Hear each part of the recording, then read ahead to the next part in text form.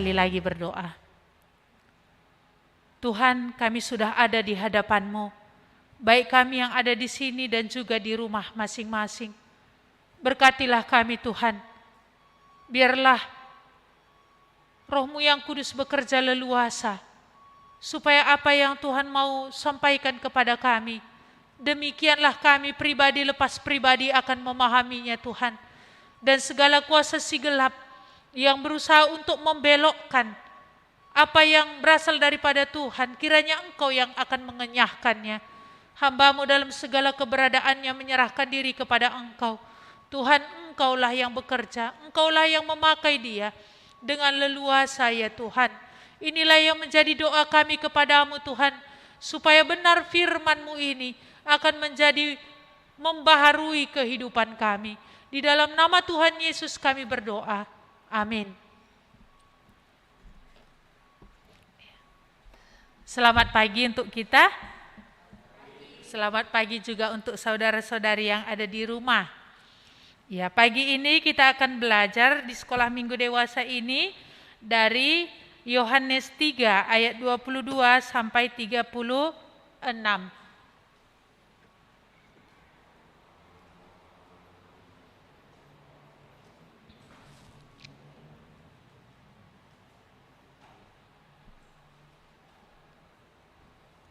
Sudah kita dapat? Mari kita membacanya secara bergantian. Saya nanti yang genap, Bapak Ibu dan saudara-saudari nanti yang ganjil. Sesudah itu Yesus pergi dengan murid-muridnya ke tanah Judea, dan ia diam di sana bersama-sama mereka dan membaptis. Akan tetapi Yohanes pun membaptis juga di Ainon dekat Salim, sebab di situ banyak air, dan orang-orang datang ke situ untuk dibaptis. Sebab pada waktu itu Yohanes belum dimasukkan ke dalam penjara. Maka timbullah perselisihan di antara murid-murid Yohanes dengan seorang Yahudi tentang penyucian. Lalu mereka datang kepada Yohanes dan berkata kepadanya, "Rabi, orang yang bersama dengan engkau di seberang sungai Yordan, dan yang tentang dia engkau telah memberi kesaksian, dia membaptis juga, dan semua orang pergi kepadanya." Jawab Yohanes, "Tidak ada seorang pun yang dapat mengambil sesuatu bagi dirinya kalau tidak dikaruniakan kepadanya dari sorga. Kamu sendiri dapat memberi kesaksian bahwa aku telah berkata, aku bukan Mesias, tetapi aku diutus untuk mendahuluinya. Yang empunya mempelai perempuan ialah mempelai laki-laki, tetapi sahabat mempelai laki-laki yang berdiri dekat dia dan yang mendengarkannya sangat bersukacita mendengar suara mempelai laki-laki itu. Itulah sukacitaku, dan sekarang sukacitaku itu penuh. Ia harus makin besar, tetapi aku harus makin kecil. Siapa yang datang dari atas adalah di atas semuanya. Siapa yang berasal dari bumi termasuk pada bumi dan berkata-kata dalam bahasa bumi. Siapa yang datang dari sorga adalah di atas semuanya. Ia memberi kesaksian tentang apa yang dilihatnya dan yang didengarnya, tetapi tak seorang pun yang dapat menerima kesaksiannya itu. Siapa yang menerima kesaksiannya itu, ia mengaku bahwa Allah adalah benar. Sebab siapa yang diutus Allah, dialah yang menyampaikan firman Allah, karena Allah mengaruniakan Roh-Nya yang tidak terbatas. Bapa mengasihi Anak dan telah menyerahkan segala sesuatu kepadanya. Barang siapa percaya kepada Anak, ia beroleh hidup yang kekal. Tetapi barang siapa tidak taat kepada Anak, ia tidak akan melihat hidup, melainkan murka Allah tetap ada di atasnya. Iya. Mari kita melihat kertas warta kita. Di sini temanya, ia harus makin besar, tetapi aku harus makin kecil. Pernahkah saudara merasa tersaingi? Bagaimana ya? Pernah ya? Iya. Sekalipun tidak semua di sini menjawab, saya yakin ini pasti pernah kita alami. Merasa tersaingi. Iya. Ketika ada orang yang lebih dari kita, yang kita anggap seharusnya dia nggak lebih dari kita. Iya. Apakah ketika ada orang lain yang lebih dari saudara, saudara menjadi iri? Lalu karena iri muncul marah dan berkelahi. Ini pernah juga kah? Karena merasa tersaingi, ada iri hati, lalu karena iri hati memang sudah ada di dalam, ini hanya pemantik. Sehingga muncul kemarahan dan bahkan jambak-jambakan. Kalau untuk wanita ya, kalau untuk laki-laki bertinju pun sampai terjadi. Iya. Yesus semakin dikenal oleh orang banyak setelah mujizat yang dia lakukan pada pesta perkawinan di Kana. Orang-orang semakin banyak yang datang kepadanya.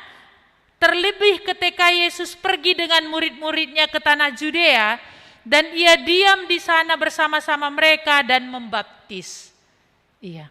Bagaimanakah sikap Yohanes Pembaptis setelah Yesus semakin terkenal? Iya, karena yang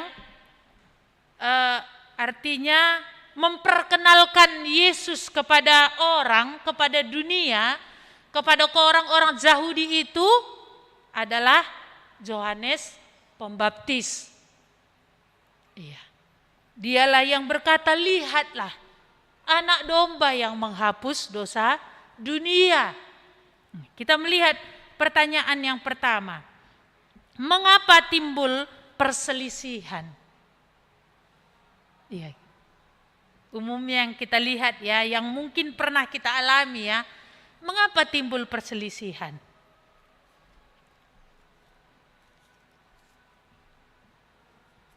Ayo silahkan jikalau ada yang menjawab. Kalau bahasa yang lain dibilang perselisihan ini bertengkar. Kalau bahasa Karo dibilang rubati. Rubat gitu ya. Rubat itu udah duel sampai seperti itu ya. Udah bertinju. Bisa juga bentuk rubat itu adu mulut. Ya. Mengapa? Adakah yang bisa menjawab? Mungkin tidak ada jawaban di hati masing-masing ya.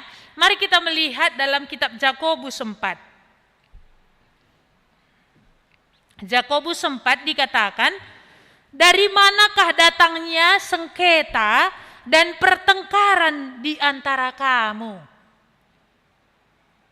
Bukankah datangnya dari hawa nafsumu yang saling berjuang di dalam tubuhmu?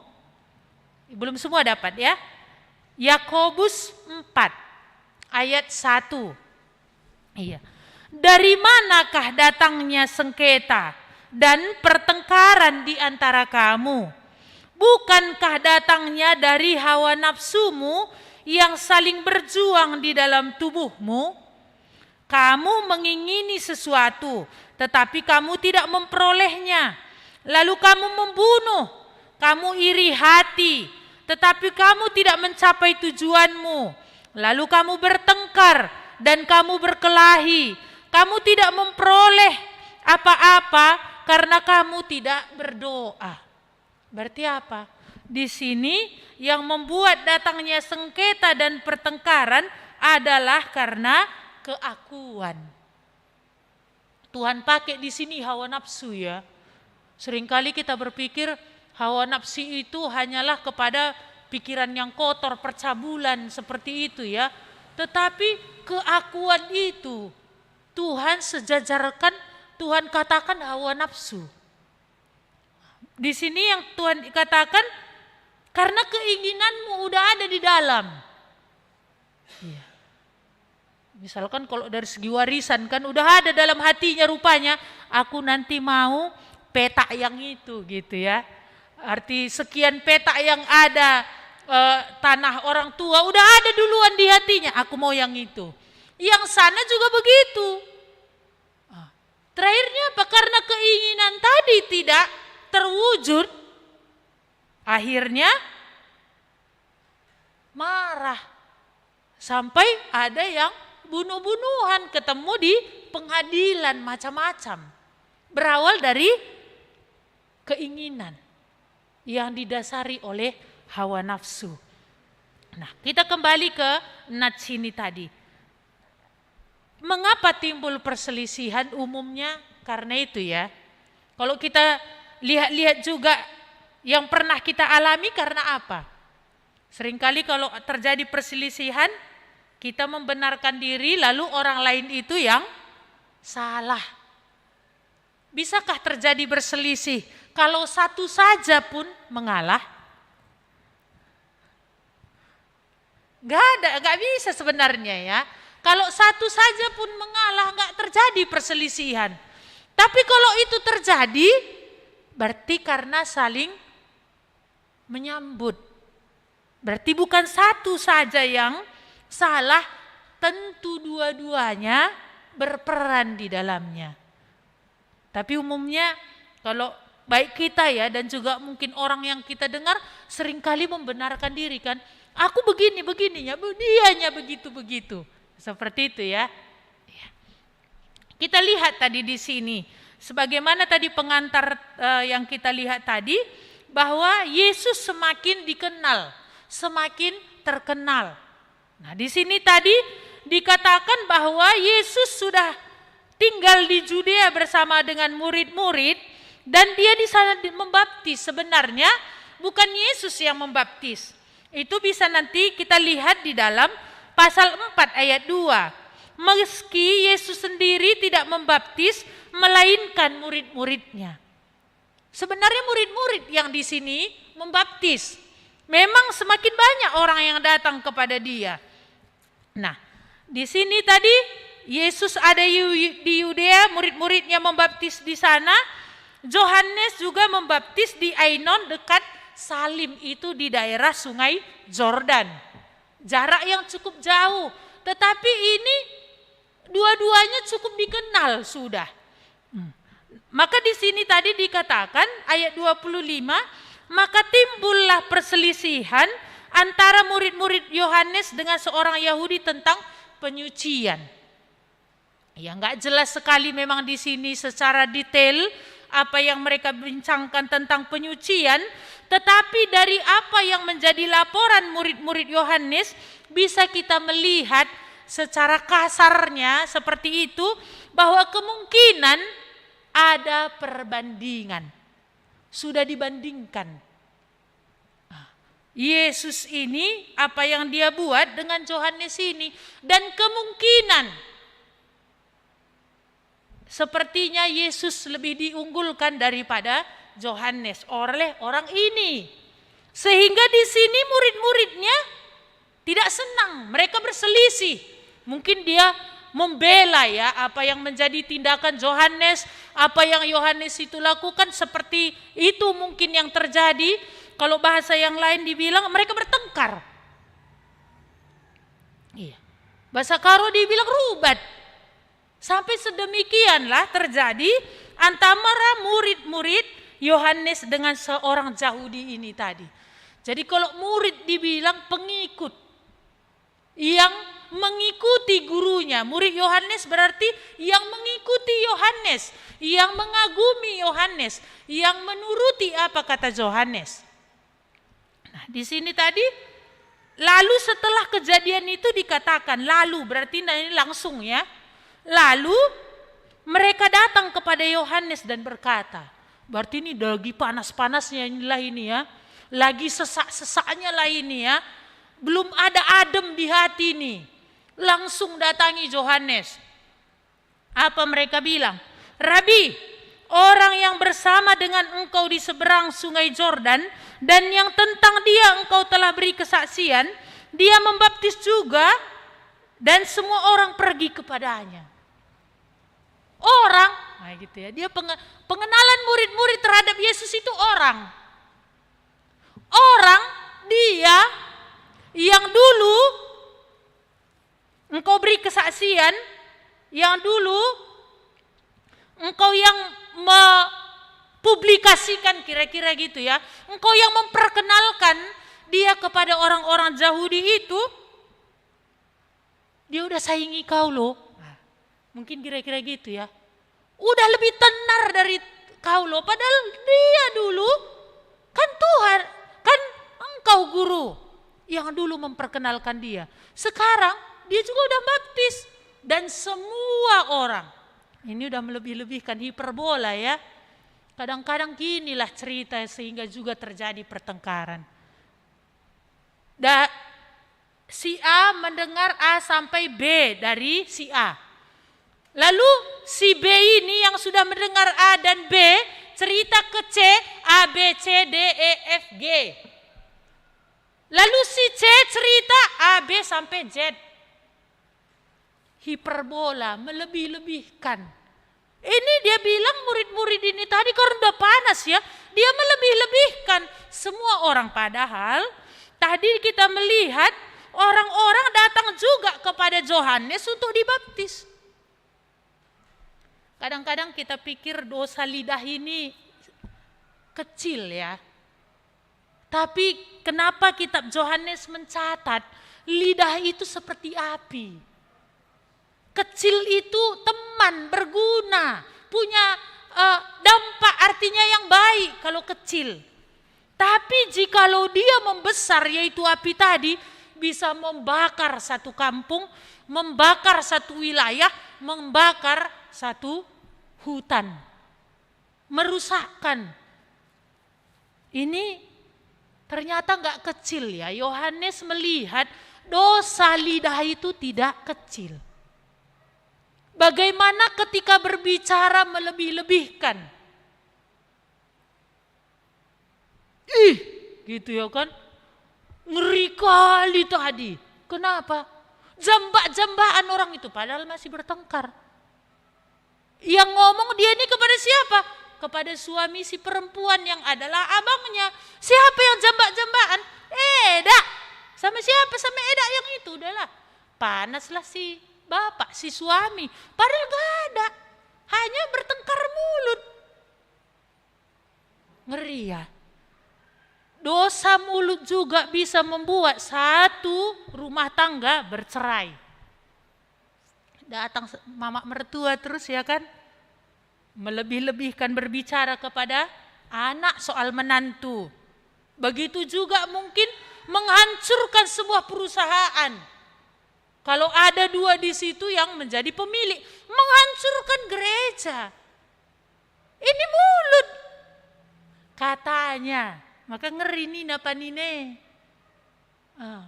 Orang Karo kan ada gitu ya, Nina Sianu. Tapi inilah bagaimana dalam hal ini kita berbicara ini masih mau hiperbola. Melebih-lebihkan, tidak ngomong yang sebenarnya. Iya.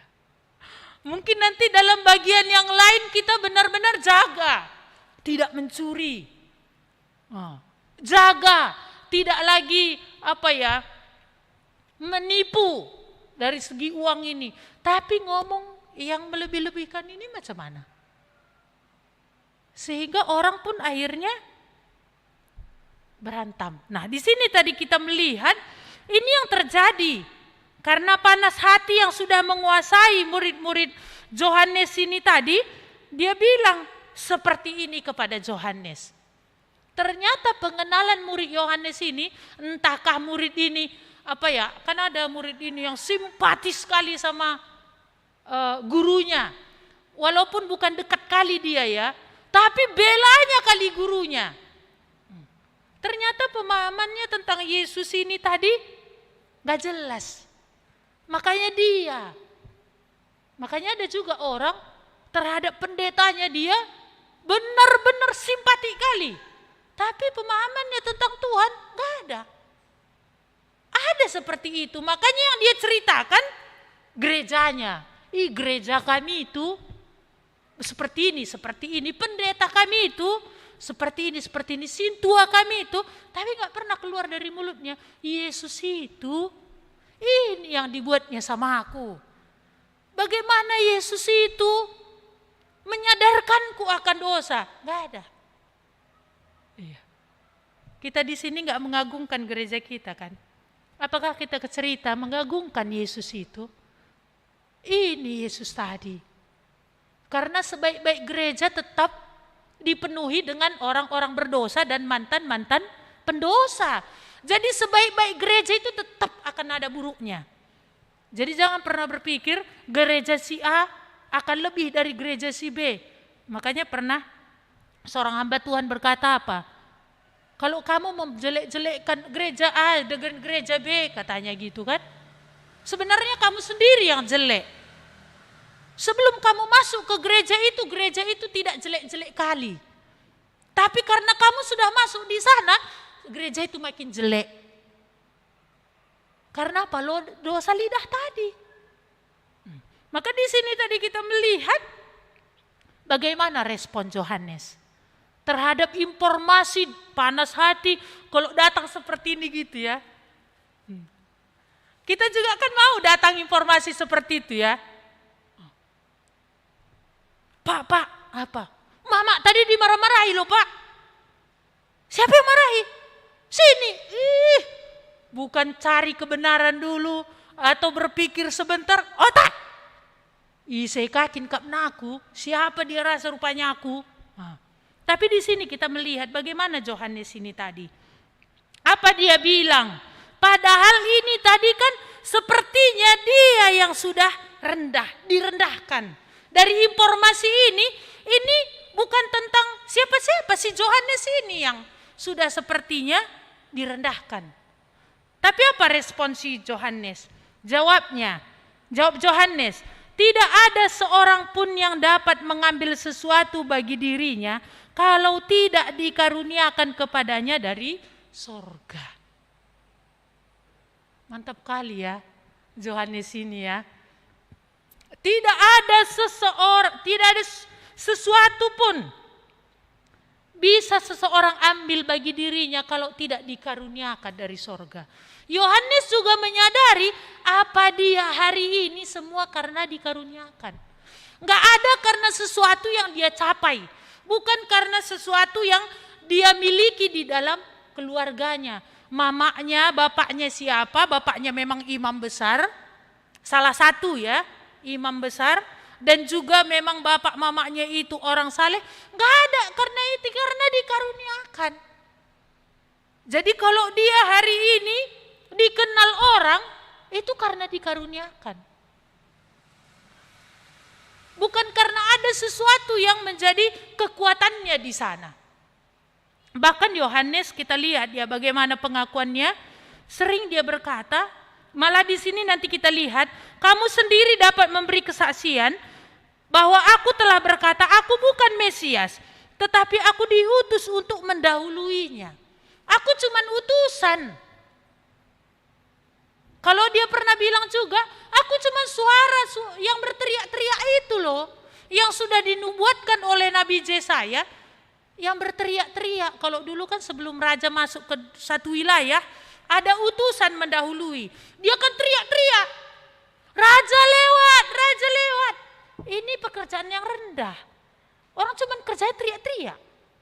Ibaratnya kalau tadi pasar di situ orang jualan itu dia mempersiapkan itu. Raja lewat, singkirkan semua. Dia bukan juga ajudan, bukan juga artinya yang mendampingi raja itu untuk berjalan. Enggak, cuma orang teriak-teriak. Bahkan dia bilang, membuka tali kasutnya pun aku tidak layak. Itu adalah pekerjaan yang paling rendah.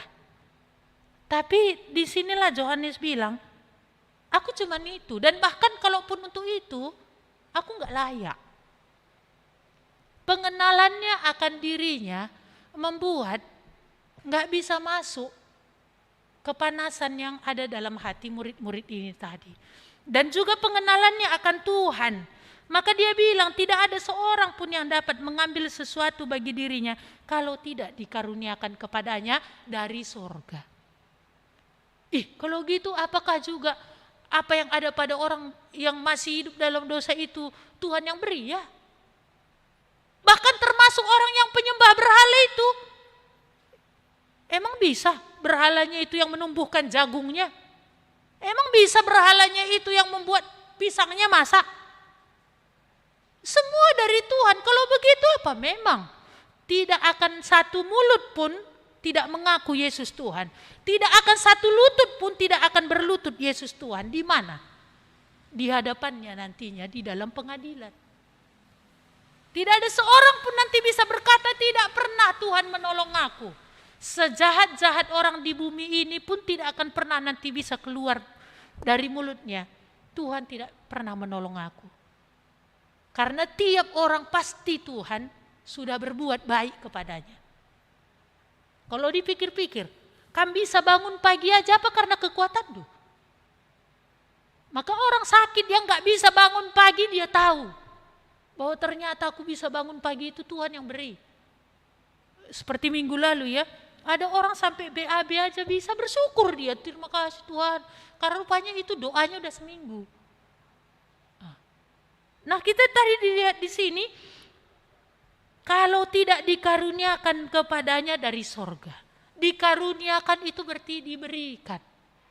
Apakah kita melihat bahwa apa yang ada pada kita ini pemberian? Dalam apa yang Tuhan berikan, di sana terkandung tanggung jawab. Maka Yohanes juga menyadari bahwa dia terima dari Tuhan apa yang dia kerjakan hari ini, dan di situ dituntut tanggung jawab.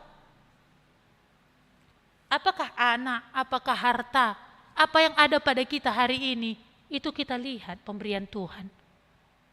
Bahkan keselamatan itu pemberian Tuhan. Maka di dalam kitab Efesus itu dibilang, jangan seorang pun menganggap bahwa itu hasil pekerjaannya, tapi karena kasih karunia kamu diselamatkan oleh iman, itu bukan hasil pekerjaanmu. Jangan ada seorang pun membanggakan diri, itu bukan usahamu. Murni, bisa percaya itu pun dari Tuhan. Karena saya ingat dulu ya, tiap kali diajari firman Tuhan gak ngerti. Gak sedikit pun saya gak ngerti. Tapi begitu satu kali, ada pengertian, loh begini. Padahal itunya pengajaran dari awal, firman Tuhan diberitakan ketika PA kepada saya. Setelah berbulan-bulan barulah sekali itu. Oh, jadi Yesus jalan ke surga. Ya, dari dulu kemana saya? Udah tahu, tapi gak paham. Apakah kita melihat Tuhan semua dari kau? Maka di sini tadi Yohanes pun katakan, maka mulai Yohanes mengajari muridnya ini. Karena dia tahu ada yang tidak beres pada muridnya ini. Apakah kita lihat juga kalau orang datang kasih impor manis yang panas-panas, ini sedang ada yang tidak beres pada orang ini. Atau yang tidak beres itu mempengaruhi kita. Akhirnya ini yang Yohanes bilang, termasuk apa yang peroleh hari ini, itu karena dikaruniakan. Maka dia bilang, dia membandingkan siapa dia dan siapa Yesus. Siapa Yesus tadi dia katakan? Kamu sendiri kan kira-kira gitu, udah aku katakan, aku bukan Mesias. Mesias itu apa? Juru selamat yang adalah berasal dari Allah. Yang Allah itu sendiri, aku bukan. Dari awal kan udah aku katakan itu. Lalu dia bilang apa? Aku cuma diutus. Lalu apa yang lagi dia bilang? Yesus itu mempelai laki-laki. Berarti dialah pemilik asli mempelai perempuan. Dialah bintangnya. Di situ aku cuman pendamping. Kan kalau di dalam pesta gak pernah sorotan mata kepada pendampingnya. Ih, itu pendampingnya ya. Ih, oh keren kali pendamping. Gak pernah sekeren-keren pendamping. Tetap sorotan mata itu pertama pada siapa? Pengantin. Iya. Jadi di sini juga begitu. Yesus itu mempelai, aku cuma pendamping yang giring-giring dari belakang.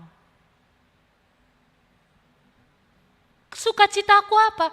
Ketika mendengar suara mempelai itu. Ketika mendengar Tuhan berfirman itu sukacitaku. Ketika mempelai wanita itu bersanding dengan mempelai laki-laki itu, berarti apa? Ketika ada orang-orang yang kembali kepada Tuhan sampai kepada pertobatan, orang itu disandingkan kepada Yesus, itu sukacitaku. Lalu dia bilang, di sini tadi, ia harus makin besar tetapi aku harus makin kecil. Pengenalan Yohanes ini akan Yesus dalam ya. Lalu dia katakan ayat 31, siapa yang datang dari atas adalah di atas semua. Siapa yang berasal dari bumi, termasuk pada bumi dan berkata-kata dalam bahasa bumi. Yesus itu datang dari atas. Dia dari surga.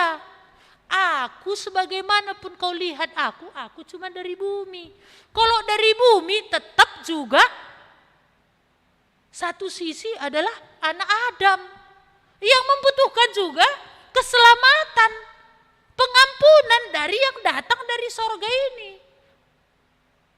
Jadi dialah di atas segala sesuatu.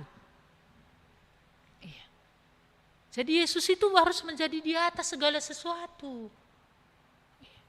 Apakah Yesus menjadi di atas segala sesuatu dalam hidup kita? Tidak adakah sesuatu yang di atas, yang kedudukannya kita buat sejajar dengan Yesus ataupun bahkan yang melampaui Yesus? Apakah anak, apakah harta, ketika kita udah melihat ini yang utama?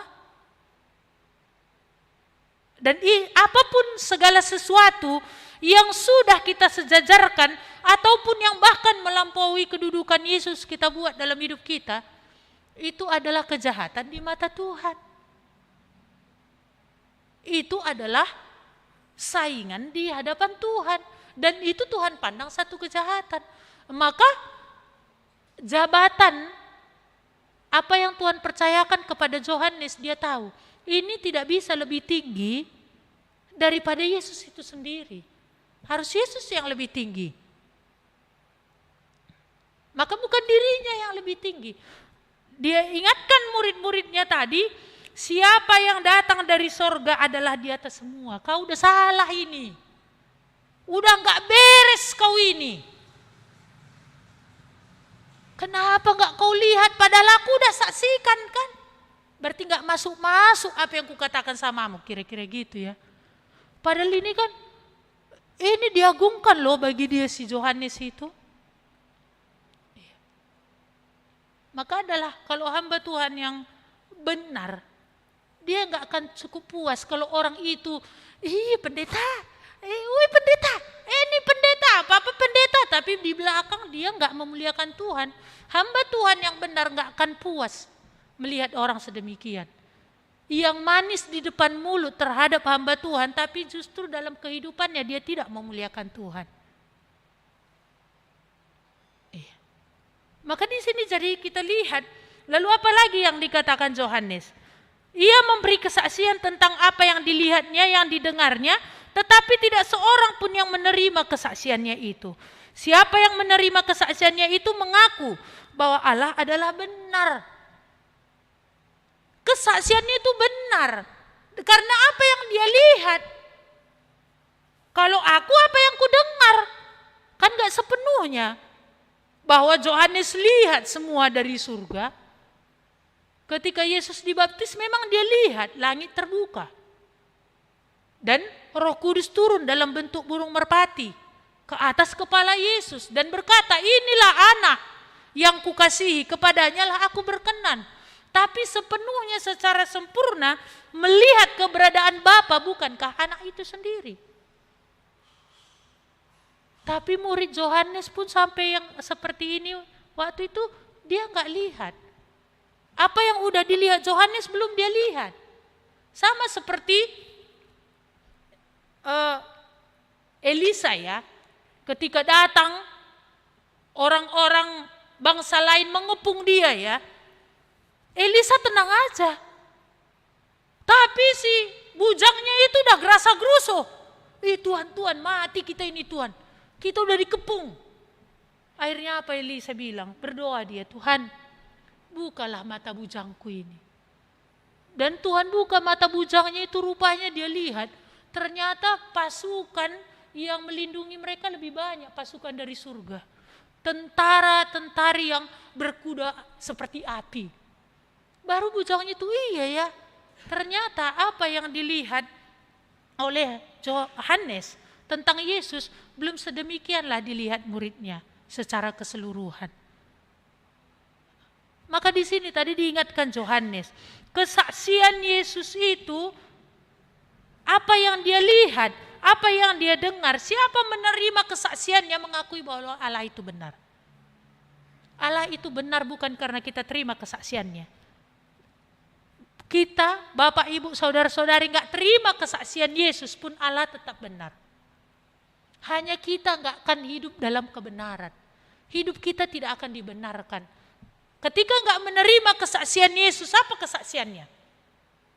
Karena begitu besar kasih Allah akan dunia ini, sehingga ia telah mengaruniakan anaknya yang tunggal, supaya setiap orang yang percaya kepadanya tidak binasa, melainkan beroleh hidup yang kekal. Akulah jalan dan kebenaran dan hidup. Tidak ada seorang pun sampai kepada Bapa kalau tidak melalui aku. Ada banyak kesaksiannya. Ketika tidak mempercayai, berarti itu kita berkata Allah itu bohong. Apa mungkin Allah bohong? Tidak. Maka di sini tadi Yohanes katakan, inilah Yesus tadi. Maka dikatakannya juga ayat yang ke-35. Bapa mengasihi anak dan telah menyerahkan segala sesuatu kepadanya.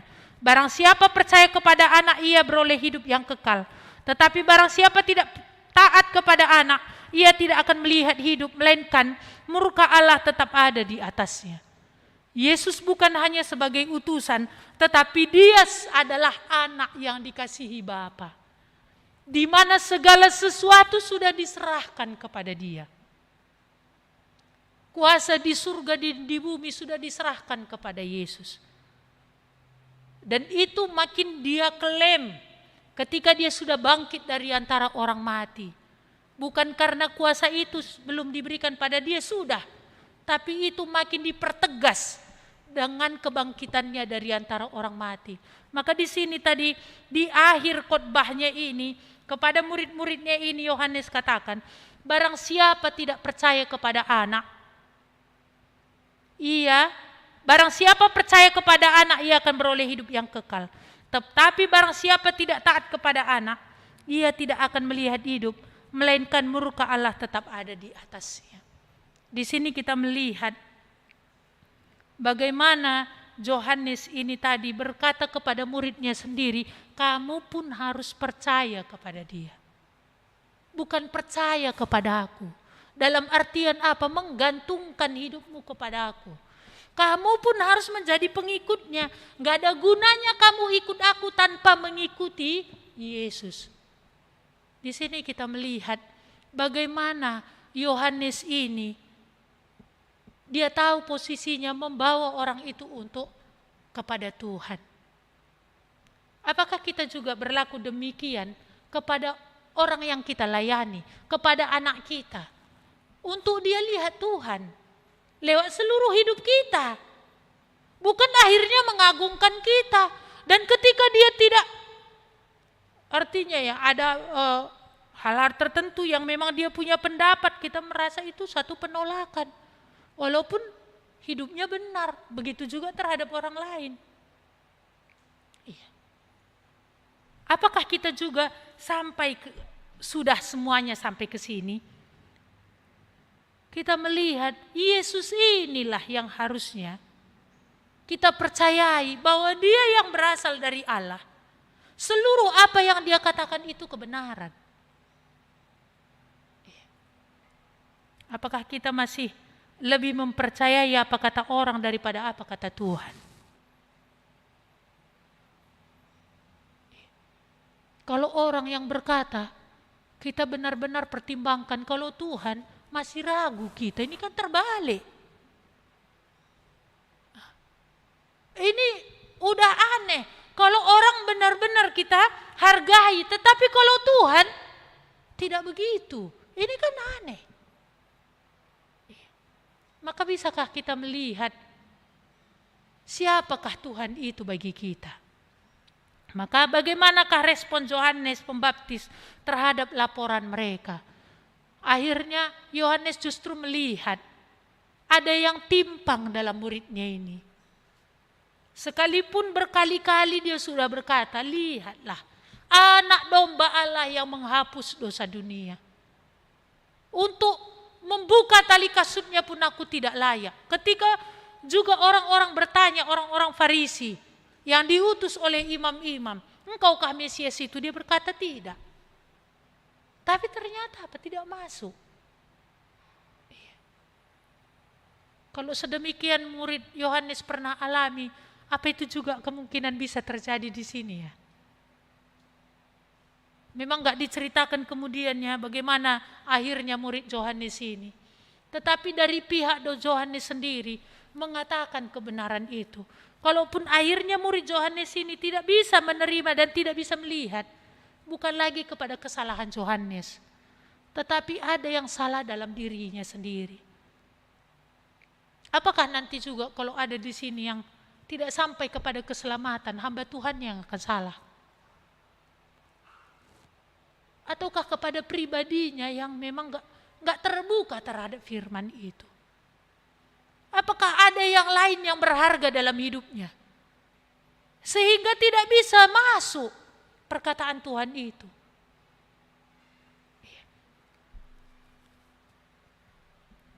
Kita melihat aplikasi. Apakah saudara menyadari apa yang ada pada saudara itu adalah pemberian Tuhan? Sampai kamu melihat bahwa tidak seorang pun yang dapat mengambil sesuatu bagi dirinya kalau tidak dikaruniakan kepadanya dari surga. Kalau ada orang yang menjadi lebih dari saudara, sebagaimana yang Yohanes ini tadi alami, adakah saudara bisa melihat? Berarti Tuhan mempercayai dia lebih. Tuhan mau menuntut tanggung jawab lebih dari dia. Atau justru karena dia memang bertanggung jawab untuk satu hal, Tuhan tambahkan. Sebagaimana talenta itu kan begitu ya. Ada dikasih 5, ada dikasih 2, ada dikasih 1. Yang dikasih 5 dia kerjakan. Menghasilkan 5. Tuhan tidak tuntut. Kalau 5 ku kasih hasilkan 6. Enggak. Dari yang 5 itu hasilkan 5. Dari yang 2 hasilkan 2. Tapi yang 1 itu diberi pun dipendamnya. Bahkan dia bilang, kau jahat katanya sama Tuhan pemberi itu. Kau jahat. Karena apa? Kau mengambil yang bukan untung yang kau hasilkan sendiri. Coba. Dia justru menilai Tuhan yang memberi dia talenta tadi jahat. Jadi tiap Tuhan memberikan, ada tanggung jawab di sana yang menyertai. Apakah anak itu kita lihat pemberian Tuhan, harta hari ini pemberian Tuhan. Apakah dalam semuanya Tuhan dimuliakan? Maka dikatakan tadi Yohanes, ia harus makin besar, tetapi aku harus makin kecil. Apakah Tuhan menjadi yang tertinggi di dalam hidup kita hari lepas hari? Tentu ini satu perkembangan yang terus menerus ya. Bukan begitu ketika kita bertobat pada hari itu langsung semua menjadi tidak berarti lalu Tuhan. Tetapi adakah peningkatan itu? Enggak. Tahun lalu pun begitu, 2 tahun lalu pun begitu tanpa ada peningkatan. Yang terus menerus membuat mata kita makin melihat Tuhan ini lebih tinggi. Makin Tuhan bukakan hal-hal dalam diri kita yang dulu penting, kita lihat ini bukan ini yang harusnya makin penting. Bukan makin merosot ya. Kalau dulu ketika datang awal kepada Tuhan, aku mau Tuhan, Engkau yang menjadi terutama, Engkau Tuhanku. Lama kelamaan masuk semuanya. Satu-satu masuk. Bukan demikian ya. Kita melihat sampai di sini pun setelah Yohanes pun makin terkenal, dia berkata apa? Ia harus makin besar, tetapi aku harus makin kecil. Iya. Apakah ini yang semakin ada dalam hidup kita? Tuhan yang memang makin ditinggikan, Tuhan yang memang makin dimuliakan, bukan lagi kita yang makin tinggi. Proses yang sedemikian makin ada. Iya. Mari kita berdoa. Tuhan, kami bersyukur untuk firman-Mu ini kembali mengingatkan kami. Dan Engkaulah Tuhan yang kami rindukan, akan membuat hidup kami seperti film yang terpampang Tuhan. Adakah kami menyadari bahwa semua yang ada pada kami ini adalah pemberian Tuhan, karunia Tuhan, di mana semua ini harus kami pertanggungjawabkan di hadapan-Mu Tuhan. Dan adakah Tuhan hari lepas hari Engkau makin dimuliakan dalam hidup kami, Engkau yang semakin nampak, Engkau yang semakin ditinggikan, dan makin kami tidak kelihatan lagi. Tuhan tolonglah supaya firman-Mu ini berbicara kepada kami. Jikalau ada dalam diri kami Tuhan, kami justru yang makin kelihatan, sehingga terjadi perselisihan itu, terjadi pertengkaran itu. Tuhan tolonglah kami, supaya benar-benar Tuhan, kami boleh datang dalam pertobatan bagian yang ini. Terima kasih Tuhan Yesus, Roh-Mu yang kuduslah meneruskan firman-Mu kepada pribadi lepas pribadi dari kami. Terpujilah Engkau Tuhan, dalam nama Yesus kami berdoa. Amin.